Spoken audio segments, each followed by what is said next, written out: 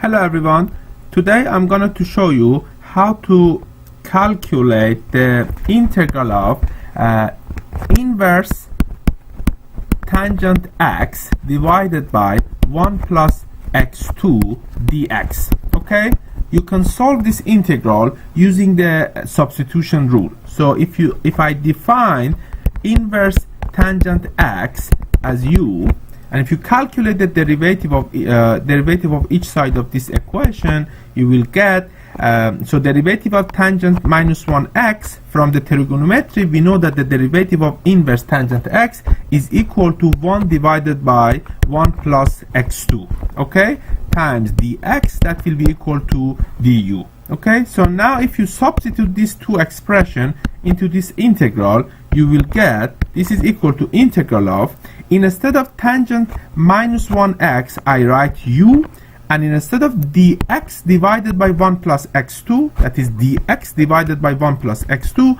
I simply write du. Okay, so integral of u du, you know that will be equal to u squared divided by 2 plus c, that is the constant of the integral. So all you need to do at this stage is to substitute this parameter u by this definition. So u was defined as tangent minus 1x inverse tangent x with the power of 2 divided by 2 plus c, and that is the solution of this integral. I hope you found this video helpful.